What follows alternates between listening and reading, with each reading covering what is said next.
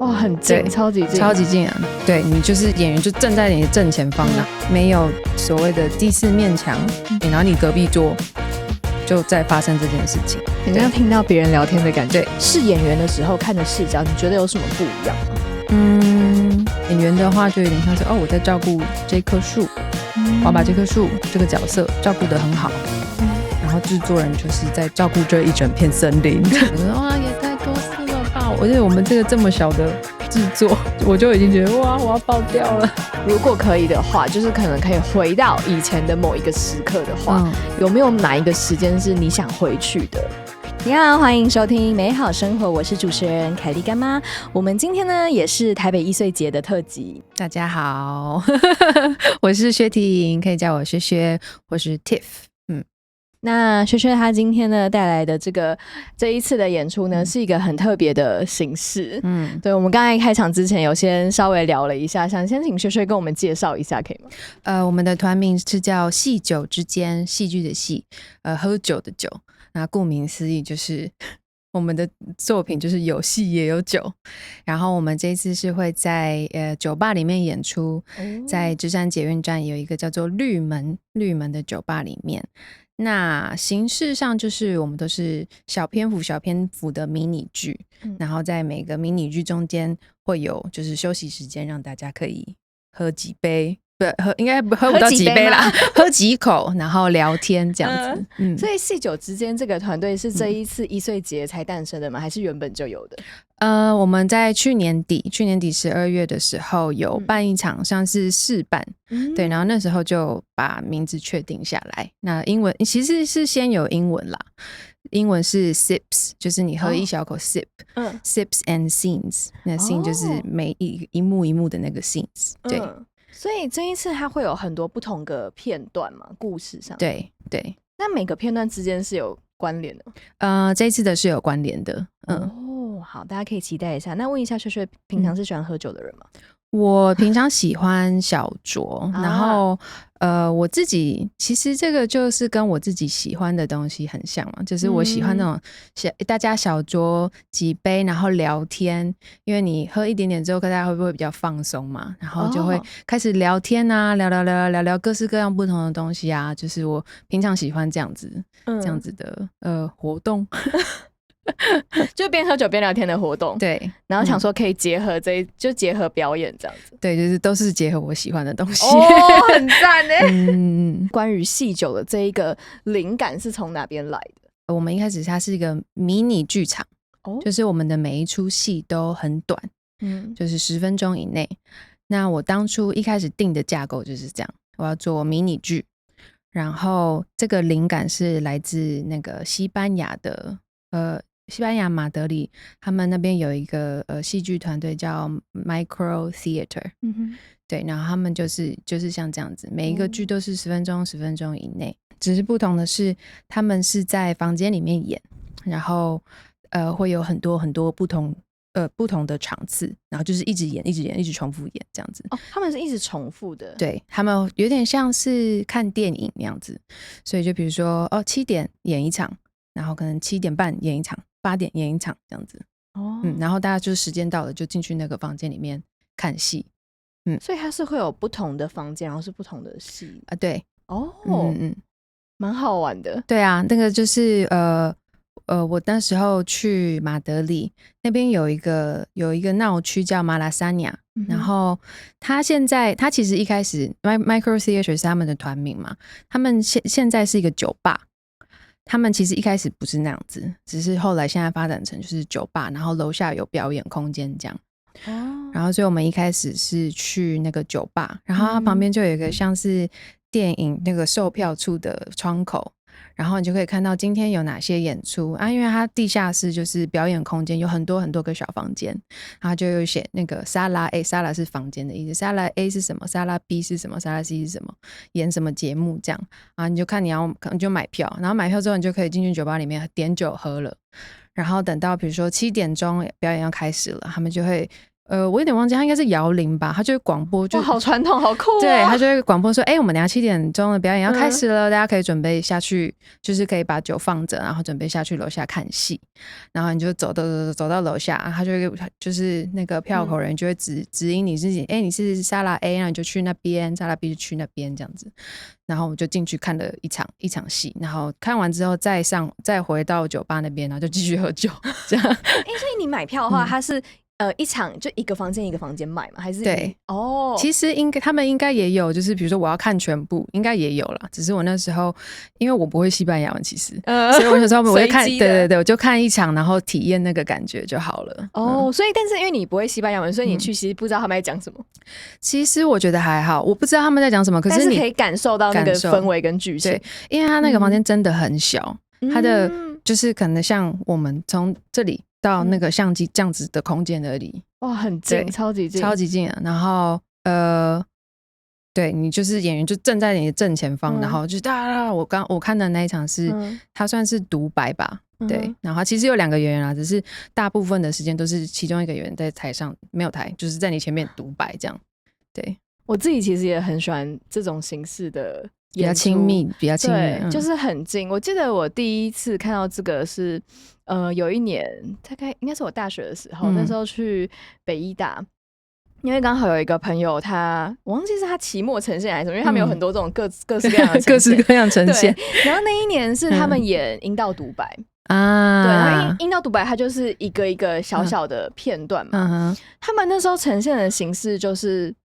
他们在一个空间里面，你可以随意到不同的，他会把它切成几个区块，你可以随意到不同区块，然后每个区块会有那边的表演者，就是他是同时可能有3到4个人在进行他们的表演，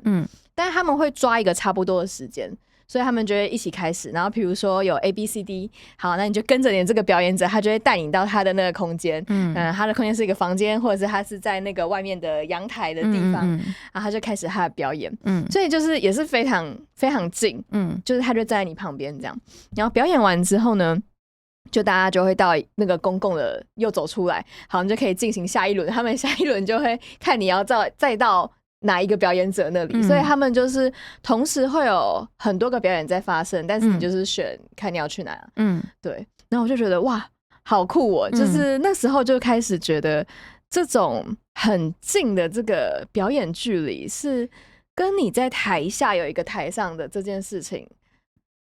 我觉得不管对表演者或者是对观众来说，那个感受是很不一样的。对，那个渲染力很强。对，所以这一次我看到你们的那个简介的时候，我就在猜说，会不会是类似一个这样子的感觉，就是会让你好像在一个虚实之间，就是好像你也是这个空间里面的其中一份子。其实这一次的演出形式跟你刚刚形容的比较像，就是因为我们去年底办的那个刚好是办在一个青年旅社里面，所以它里面就有房间，所以我们就是在房间里面表演，然后表演完之后大家出来公共空间。那这一次因为这个酒吧就是它就是一整个很大的空间，没有房间，所以我们的演出就势必是要改那个形式，就会变成是有点像你刚刚看的你说的那个你看的那个演出一样，它是发生在不同的角落，但我们不是同时发生，是一个接一个的发生，这样子用布把它区隔开来，有点像是像房间的概念。我也是曾经就是有想要在酒吧演出，所以我也会对这次比较感兴趣。我觉得某部分也是因为这样，就是很多个点都让我觉得哇，很吸引我。真的哦，太好了！大家到时候来看，到时候来感受一下在酒吧里面演戏的氛围。我那时候有看到你们那个场地介绍，是说它是在一个台式卡拉 OK，对。它其实是像卡拉 OK 酒吧那样子，就是中间有个舞台，你可以站在舞台上唱歌，然后前面有个那个卡拉 OK 机，就可以站在前面唱歌给大家听的。超酷的，我从来没有去过那种。真的？你们有去过吗？我没有，我有看过，但我没有。我有去过吗？没有，应该没有去过。但好笑的是，我那时候只是带团员们去那个去看那个酒吧啦，然后其中一个团员说：“哦，这里我来过啊。”年纪很小，我说你来过，我说对啊对啊对啊，他这个在这边很久了，我说你哇，很厉害。那你们怎么找到那个场地的？他们其实绿门酒吧其实本身就有在做艺文相关的表演，他们会跟艺文团体配合，没有很多，但是之前我会知道这个地方是因为朋友他有在那边办过那个 drag queen show，对，然后就是他们也是戏剧演出，只是他们是扮成 drag queen，然后他们也有跟一些像北艺啊，因为那边是芝山嘛，北艺的团体有合作过，然后那边本身也是有 live， 就是 live 的音乐演出，所以音乐团体也会去那边表演，因为他们有舞台，然后设备什么音响什么都有。所以他们本身是有一个台子的，是有舞台的。那你们是会在舞台上面吗？都有。就是到处各地哇！而且我记得是有附酒的，对不对？对，然后我们的票有含一杯酒，对，所以很适合就是放周末的时候跟朋友一起去看个戏，放松一下。而且因为我们的戏是走，我不敢说非常轻松啊，就是像黑色喜剧对，有点讽刺，比较讽刺啊、嘲讽啊，或是荒唐的成分，但不是那种很。你知道，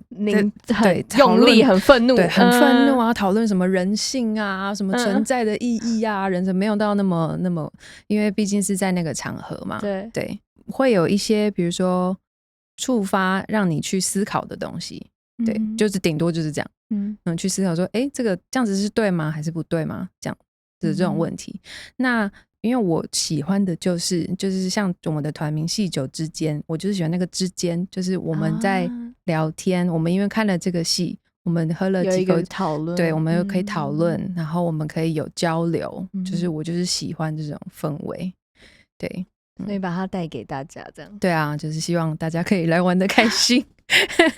很赞呢。那因为刚才有聊到说就是在绿门的这个空间嘛，我觉得其实空间蛮影响就是创作上的不管是就是可能在剧本的诠释上面，或者是演员可能也会因为这个空间去做调整嘛。非常大的调整，跟我们一开始改变了很多，不能说完全不一样，大体上都是一样的，但是应该是说我们一开始剧本啊，或者是角色上也没有设定的这么完全，就是她就是一个怎样怎样子的女生，她就是怎样怎样，大致的方向有，然后剩下的其他都是我们排练，然后排练，在排练场排练完，然后真的到绿门酒吧排练，大家又蹦出，因为我们就是身在那个酒吧里，所以大家又蹦出各式各样更不同的东西，然后因为我们其他的团员们也都是正职的演员，就是他们是专业的演员，然后所以大家就是哇，你一个丢一个这样子丢来丢去的。因为我本身不是导演或者是剧场出身，我本身也是演员出身，所以我就反而就是我可以接受各式各样的意见啊，或者是这边是不是可以改什么什么，我觉得我这边不会讲这句话，这边怎样这样子，然后就有点像是后面就有点像我们大家一起创作交流，比较放大家一起发展出来的，对，大家一起发展出来的结果成果这样，那这个部分我也觉得非常有趣。那因为刚才有讲到说会离观众蛮近的这件事情，我想问说，那跟观众是会有互动的吗？不用担心，就是很非常非常基本的互动，不会是那种抓你上来然后问你问题的那种互动。举例了，像我们上一次去年底办在那个青年旅社的那场演出，其中有几个是让演员自己去发展剧本，然后有几个是我们自己已经写好剧本了，我跟我的那个联合制作人，那他也是我们的编剧，然后就是他写好的剧本，然后我们一起修改过之后，然后就是请演员来演我们的剧本这样，然后那个演员这样子，演员自己去发展的剧本，他们就有互动的桥段，然后我们就有修饰。我就说，这个互动可以再少一点。我觉得是因为我自己就是那种你知道尴尬人，就是超I，我是超级I人，对，所以我如果自己去看表演的时候，我就会那种会退在那个角落。我会给情绪价值，但是我会想说绝对不要找我，拜托拜托的那种，我自己是那种人。然后所以我就会觉得跟观众互动当然一定是可以有，然后但是就不要太too much，不要 too much， 然后也不要太仰赖这个，比如说这个桥段不要太仰赖在观众的反应上，对，因为我觉得有观众互动这件事对演员来说我自己想象，因为我没有做过这种类型的演出，但我会想说，是不是也会好玩，但会不会也有点压力嘛？因为你其实会需要那个即兴的东西，对，我是蛮好奇的，就是我会很好奇，对演员来说这个互动的感觉，或者是说是不是会需要在演出之前先去设想很多个版本。我不确定那可能就是要请教今天没有空来的那个团员们。我觉得这要看演员的类型啦，因为喜欢这个的就是真的会很喜欢，对，然后也我不确定他们会不会先设定好各式各样的观众反应，可能会设定几种，但是其他的因为你其实也设定不完，然后主要是你要再怎么把它圆回来，然后继续下去，我觉得超酷的。对啊，然后像我们的那个演员陈元宏，他就很厉害，他就是这方面他怎么样子他都可以接到那个球，对，然后是带角色的，不会就突然间跑掉这样，很强。对，这一次的剧也是类似像这样，就是顶多那请问你要选 A 还是选 B，这样就是这样而已，不会有超过于对，不会有就让人家觉得不自在的那种。因为我刚才讲到那个互动的事情，我就想到，因为我刚才不是有说，就是我以前去看那个《阴道独白》的那一次演出嘛，因为那时候是我朋友他有演，所以他找我一起去看。他那个氛围好像是就是他们在一个跳舞的场合嘛，所以他就来找我跳舞，我就说哇，这个互动有点多吗？我觉得很好玩啊，可是我当下其实是有吓到的，我想说真的要跳，然后还真的就真的要跳，对，就真的这样子跳，然后他一边跳还要一边讲这样，对，但我有点忘记那个剧情是什么，反正我就是当下觉得哇，好酷哦，好融入这个剧情哦。对啊，所以我觉得就是关于这种互动，是确实是可以稍微有时候那个多寡，对，可以是一个很奇妙的存在。因为比如说像跳舞，这其实像我就会觉得没什么，可是你可能比如说因为你从来没有看过这种东西，你可能会我觉得怎么办，我们现在就是站在中间然后跳舞，可能会惊慌这样子。所以对啊，我觉得很看观众的那个看他的特质对，因为你也不知道你选到的那个观众他是什么个性，他可能超级内向，但他也可能超级对愿意。那比如说如果这个超级内向的观众死都不上去跳你要怎么把他等没有人要陪我跳舞，那没关系，我就要继续带角色，然后把它圆过去，这样子就是就很吃演员的功力。对，但我觉得都是蛮好玩的。我相信这一次我们的演出应该也会，他们应该是会即兴的再丢一些东西给观众这样，但是我们预设我们的剧情里面是没有特别说这边就是要拉观众上来干嘛干嘛这样。那因为我们刚才聊了很多就是关于演出的形式啊，然后跟空间，但我发现我们好像还没有讲到这次的剧名，对不对？对。好，我们我们来跟各位听众朋友们讲一下这一次的剧名。好，我们这一次的戏叫做《此刻曾经与如果当时》。这个如果当时给我的感觉就是好像是想要回到某一个时间，或是有一些遗憾，有一些回忆的感觉，所以呢我今天也设计了一题想要问雪雪，就是如果可以的话，就是可能可以回到以前的某一个时刻的话，有没有哪一个时间是你想回去的，然后你可以决定要不要改变一些事情，或是只是重新经历那个时间。我觉得不是某一个时间点，应该是某一个时期的我。是什么时候？就是如果我回到了当时还是20几岁的我，我应该就会放轻松一点就是不要担心这么多事情，不要害怕这么多事情。对，比如说那时候一直想去旅行，就去旅行。我应该会蛮想回去那个时候就是会一直怕说如果我去国外住1年，回来会不会工作都断掉啦，大家都忘记我是谁啦，然后blah blah blah，就是这种各式各样其实很无谓的担心。现在看来，我觉得那根本都不重要。所以如果回去的话，你会觉得可以更勇敢的去做更多的尝试吗？对，特别，我觉得会讲旅行，是因为那个是怎么讲？你会看到很多跟自己完全不一样的人，不只是外表上、生长背景啊、语言各式各样都完全不一样的人，在不同的地方。然后我是觉得这对演员来说是很大的帮助啦。对。然后所以我才会觉得去旅行，我的旅行不是那种3-5天出去玩的那种，是你待一阵子，对，可以去待一阵子，待几个礼拜，待几个月，不管你是打工换宿还是干嘛都可以的那种旅行。你看过越多种样貌的人，就是你的资料库就会越大，你也会更真实吧。然后另一方面也是你会比较放松，因为有时候我们都会不知道，因为我们就会自己很尴尬，就是action， 然后我们就觉得这个超尴尬的，我觉得这样子走位就是不自然啊，就是什么？那你要怎么把它变成自然，变成真实？那个就是演员的功力。然后所以我觉得就是历练越多，然后这个对自己都是加分。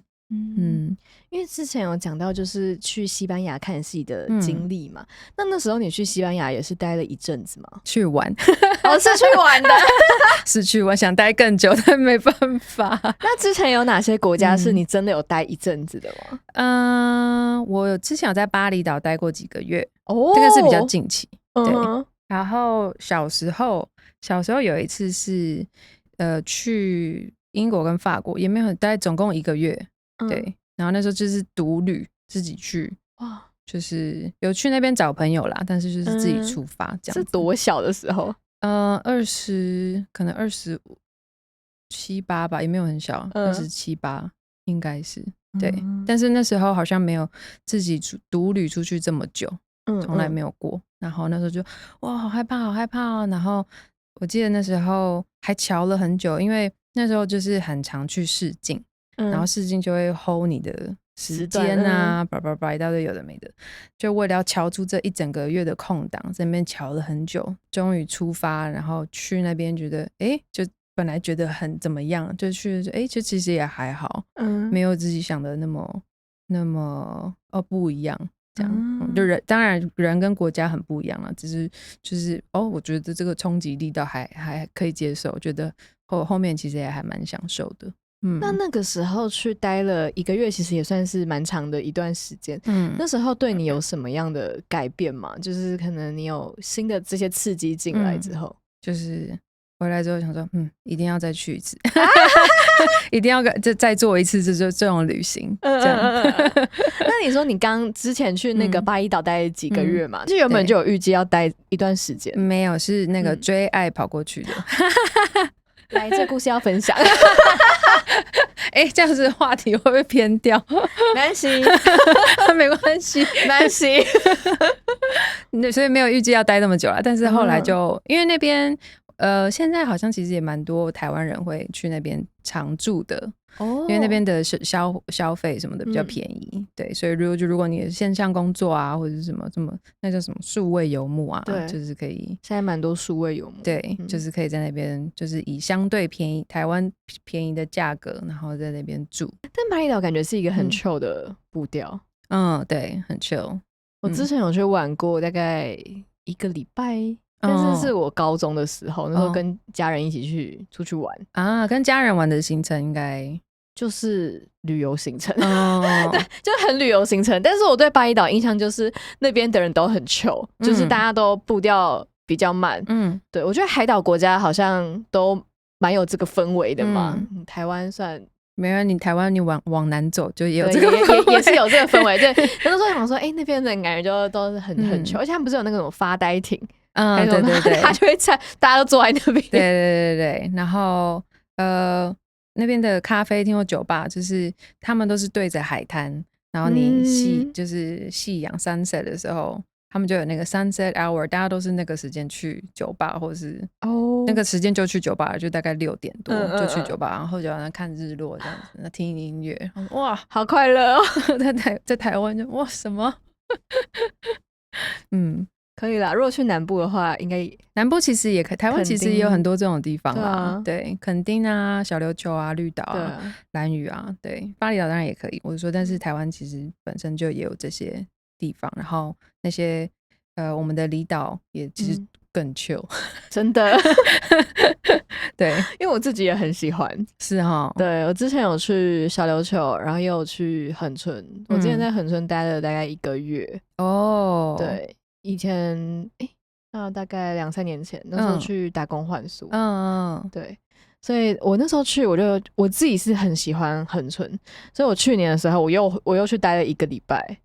很赞呢。对，就是我觉得会跟就是跟小时候的我说，就去吧，要去哪里换宿就去吧，这样。而且我觉得是旅行这件事情会，就像你刚才讲的，真的会改变你对很多事情的看法，或者说你会接触到你平常接触不到的人。对，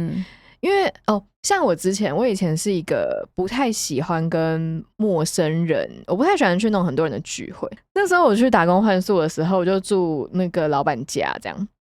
然后我老板是一个女生，她自己一个人住啊，她住一个房间，我住一个房间这样。然后因为恒春那边其实也没什么娱乐，那地方就那样。但是其实我觉得，因为这样，大家跟那个邻居之间的感情是蛮紧密的。他就很常去邻居家吃饭。有一天他就说啊，他要去邻居家吃饭，他就问我要不要去。我就想说，可是我也不认识那个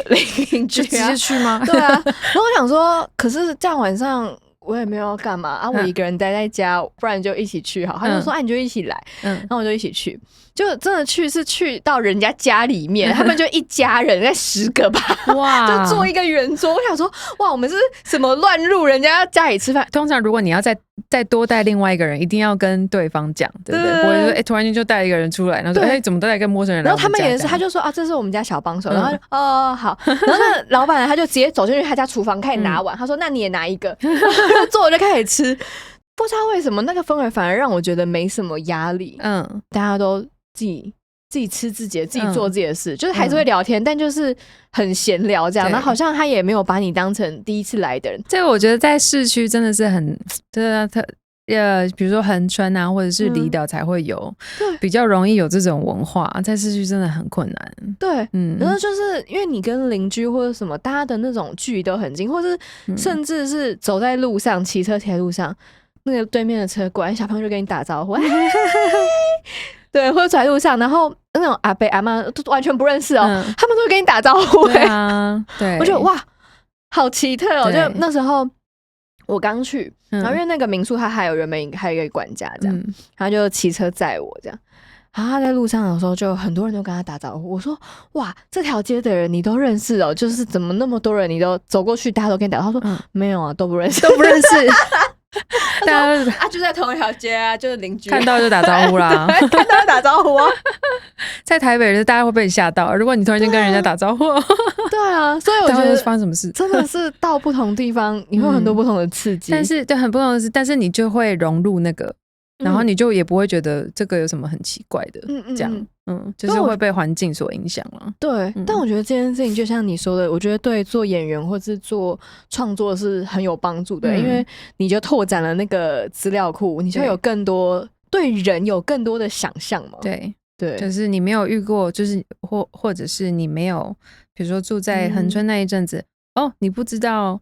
那个同一条街上的所有邻居不认识的，他们真的都会打招呼，你不知道有这种状况。对，或是台湾有这样子的地方，对，就是大家都互相打招呼，即便都不认识，或是就可以随便去一个你不认识的人家里吃饭。对，就是不知道台湾这是真实存在的东西，这样就是对，那个资料库里面的那个档案又多了一个。那萱萱是从以前就开始当演员吗？我是大学毕业之后开始，就是算正式开始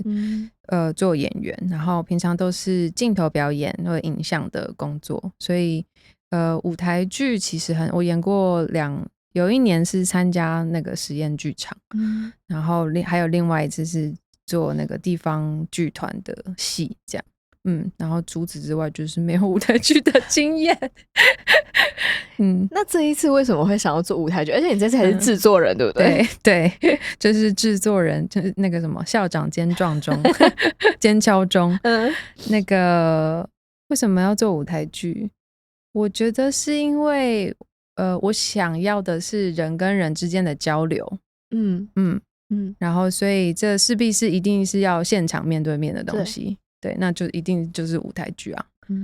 然后又再把那个舞台的这个成分拿掉，就是我们就是在你的面前，比较像亲密剧场嘛，就是我们就是在你的正前方演，这样，没有所谓的第四面墙，好像就是你真的身处在这个酒吧里面，然后你隔壁桌就在发生这件事情，很像听到别人聊天的感觉。对，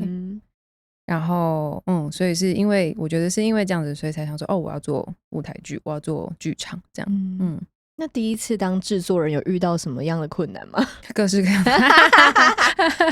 各式各样的，应该心境上蛮不一样的。对啊，看的东西会很不一样。对，完全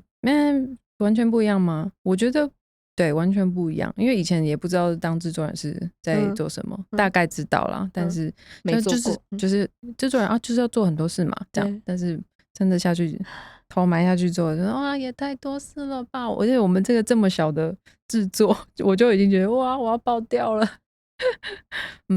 辛苦，就是对所有的制作人们敬佩。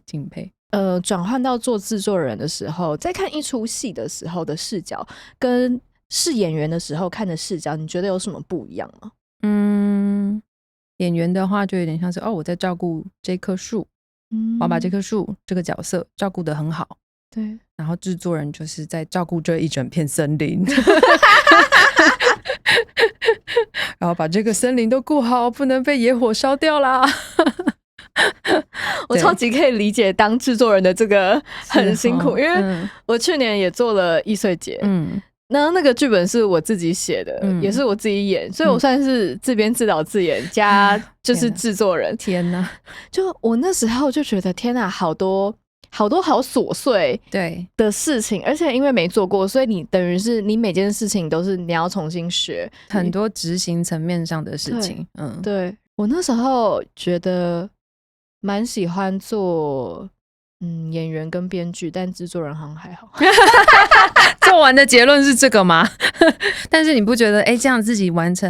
独立完成了这一整出戏很有成就感吗？我觉得会很有成就感，但是因为我觉得我自己好像是一个也是控制欲蛮强的人，所以我会很希望一切都是照我想要的样子，会很有成就感，但确实也是蛮累的。对，所以真的很累。对，所以我觉得跟单纯以编剧或是演员参与一场戏的那个一出戏的感觉是蛮不一样的。当然一定的，但是会有一种会觉得这个好像是你的小孩的感觉。对啊，对，当然可能结果并没有就不管有没有跟你一开始想象的一样啦，但毕竟是你的，就像是你的小孩，你的成品，我觉得那个成就感一定是对，完全没有办法被取代的。那我觉得还是可以讲一下当制作人的好处，就是他确实就是可以变成你想要的样子。对，因为如果你只是演员的话，那你只能顾好你自己的部分，你没有办法去顾好你的那棵树。对，你没有办法去管它整个长怎样。但是如果你是制作人的话，你就可以去。没错，这个部分倒是真的。而且像特别是像我们这个是以我就是或者是像你写的剧，以你自己为出发点，然后这个是以我想要呈现的感觉为出发点，那你就可以把它塑造成这是我想要的这个样貌对，因为有时候你交给别人，他不一定真的懂你想要的那个样子该怎么做出来。对，所以这部分我觉得我现在也还有很多很多需要学习。我相信做完这一出此刻自己要瞄一下此刻曾经语做完此刻曾经语如果当时之后，我也一定还有很多很多很多超级无敌多要学习，然后并且是这一次可能没有办法做到完美，或者没有办法做到好的地方，然后关于你刚刚说的，你的控制欲很强，我觉得就是我这一次感受到，我不敢说我学到了，但是我感受到最大的就是，因为我其实也是，我相信每一个人每个演员可能都是控制欲很强，就是或者是完美主义者，我就是要把这个做到怎样怎样怎样，那是怎么要把那个放下，就是怎么 let it go。 对，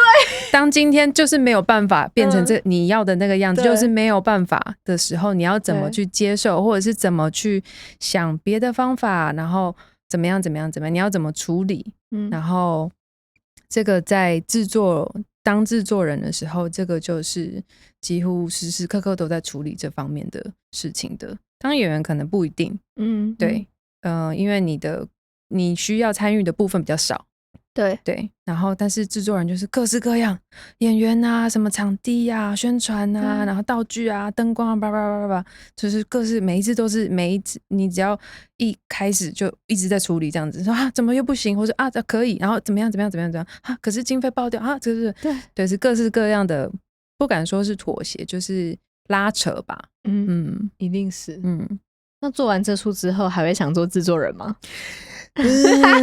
我觉得会啊，可是可能就是要多找那个执行制作是一定要的。对，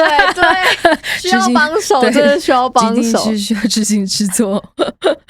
然后各式各样的帮手。这次当然也是有很多人的帮忙，但是我觉得团队要有那个技术人员，然后比如说执行制作啊、导演啊、执行导演啊，这些都是不可或缺的，不可以省的，真的。就是像我们这次这么小的制作，我觉得还可以啦，就是hold 得住，但是会有点太累。所以可以的话，当然就是所以这当然是要回到有没有经费啊，然后怎么没有经费怎么找经费啊，或者是找怎么样子的合作模式啊，然后才可以找团队嘛。我觉得这个也是演员跟制作蛮大不一样的地方，因为当你变成制作人的时候，你就要去想卖票的这件事情，所以可能在你怎么定位你这出戏，跟你对外要怎么宣传这出戏的时候，也会需要去思考这个面向。对，然后这也是做了，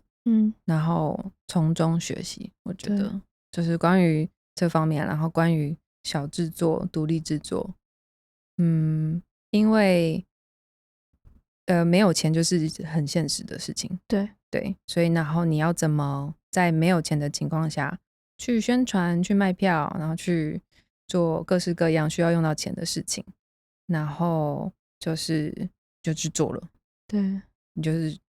去帮忙啊，去拜托啊，去干嘛干嘛干嘛，做了你就会知道，比如说有没有效，或者是用拜托的没有效，所以这个一定要钱，所以下一次就会知道不管怎么样，这个部分就是一定需要用到钱，你就会知道这样。我那时候也是为了做制作，真的拜托很多朋友，然后我觉得我欠了超多人情，就是要卖人，看你平常人品好不好，人情好不好，就是各种拜托，你可以帮我做这个吗？拜托拜托，对对，就是欠很多人情的。不会啊，但是我觉得小剧场或者是独立制作的好处就是大家都会互相帮忙，对，所以我觉得蛮感动的，也是一方面觉得好欠很多人情，但一方面是觉得天哪，我怎么受到这么多帮助，就是大家这么愿意帮助，对，而且我觉得他们会愿意帮助你，一定也是因为当然不是说不只是喜欢你这个朋友，更是因为他们觉得你的作品不错啊，或者这听起来好玩，他才要帮你啊，不然他干嘛帮你？他自己付出他的时间跟劳力。对，所以我觉得在某方面来说也是一个肯定，然后有时候就不要，因为像我自己就会觉得天啊，超级难为情，真的是超级就是我的脸皮很薄，然后就没有，真的对不起，真的不好意思，真的不好意思，就一直在不跟人不好意思，就是请人家来帮忙的话，然后后来就是也比较坦然接受，就会觉得那我没有办法给对方钱，那至少就是我可以让他来帮忙我们的时候，比如说我们的票口，就是当然是请就是人家义务帮忙嘛，那至少他们玩得开心，或者是我们在酒吧演出，至少他可以喝一杯酒，或者是他可以喝好几杯酒这样子。就是这种形式，然后我相信大家也都会很开心、很乐于来做这件事情的，就是不需要金钱回报的。我觉得这个是小剧场或是独立制作才有的，反而你如果再更大一点的，没有，大家都是钱来钱去啊，就是你用钱来买我时间或是买我劳力啊，没有人在跟你说哦，我觉得这个好有趣哦，就是用热情，就比较没有。对，我觉得这其实也是做小剧场一个我觉得蛮热血的地方。但是你讲到一个很有趣的事情，就是关于你做的这个戏，就是他是你的小孩，他是一个你的作品，对，你就可以一直带着他走，你就可以比如说不然我明年夏天演好了，或是你把他带去恒春演啊，哇，你把他带去绿岛小琉球演啊，就是好像都可以。我是真的想要继续演。那今天跟薛聊得很开心，聊得超级多的因为我们其实有点超时了，所以呢我们现在要来就是最后做一个 ending， 然后刚才介绍了整个就是这一出戏它诞生的过程啊，以及它的形式。那最后我们跟听众朋友讲一下，就我们什么时候演，然后以及在哪边。我们的演出是在8月15礼拜六，8月16礼拜天，晚上的8点半开始，大概1个小时15分钟左右的全场。然后我们是在芝山捷运站旁边有一个叫做绿门的酒吧演出。然后购票的话是上那个 OpenTix 购票网买票。然后我们的票价是850块，但是有含杯饮料哦，就是含酒啦，但是如果不喝酒的话，我们也会提供汽水啊，就是没有酒精的饮料。对，就是欢迎大家，对，欢迎大家来看戏，来喝一杯，然后来聊聊天，就是是那种人跟人之间真实的交流，就很重要。就是现在这个很难，对啊，现在这个环境真的太难了，所以我觉得更加珍贵。对啊，大家一起来玩。对，那我们到时候也会把这个售票链接放在我们的节目资讯栏，所以大家可以直接点资讯栏就可以直接进到购票页面，耶，直接购票，真的，来都来，快点来一起去，真的，一起来喝酒唱卡拉 OK， 对啊，很需要周末放松一下，真的大唱特唱，好，欢迎大家一起来看戏，然后我们就到时候剧场见咯。对，好，拜拜，拜拜，谢谢。